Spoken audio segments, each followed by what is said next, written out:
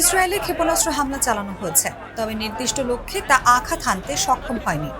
Iran সমর্থিত হুতি বিদ্রোহীরা Ben Gurion আন্তর্জাতিক বিমানবন্দর লক্ষ্য করে হামলা চালানোর দাবি করেছে।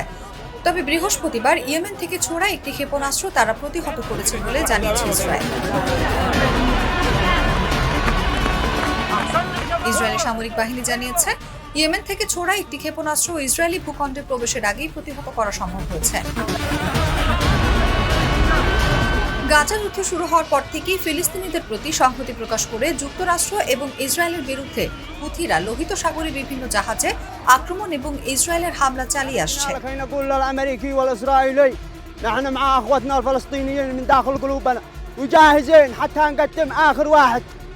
চলতি বছরের জানুয়ারির মাঝামাঝি সময় শুরু হওয়া ইসরায়েল হামাস যুদ্ধবিরতির কারণে হামলা বন্ধ রেখেছিল হুথিরা, কিন্তু শনিবার ইয়েমেনে যুক্তরাষ্ট্রের ভয়াবহ হামলার পর তারা আবারও ক্ষেপণাস্ত্র ও ড্রোন হামলা শুরু করেছে। এক বিবৃতিতে হুথিরা জানিয়েছে যে তারা হাইপারসোনিক ব্যালিস্টিক ক্ষেপণাস্ত্র দিয়ে বেন গুরিয়ন বিমানবন্দর লক্ষ্য করে হামলা চালিয়েছে। এছাড়া লোহিত সাগরে আরও একটি মার্কিন বিমানবাহী রণতরী লক্ষ্য করে হামলা চালানো হয়েছে বলেও উল্লেখ করা হয়।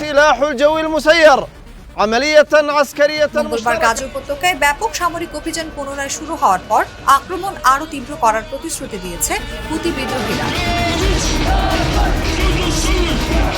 এদিকে গাজায় বুধবার ইসরায়েলি বাহিনীর হামলায় প্রায় ৭০ ফিলিস্তিনি নিহত হয়েছে। পবিত্র রমজান মাসেও সেখানে বর্বর হামলা চালানো হচ্ছে।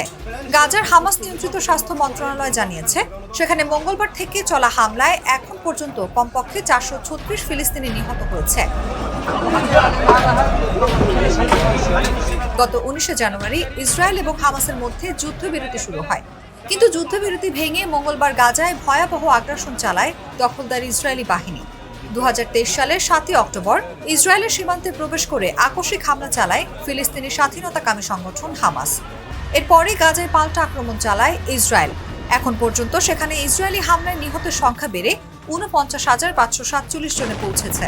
আহত হয়েছে আরও অন্তত ১,১২,৫৪৭ জন।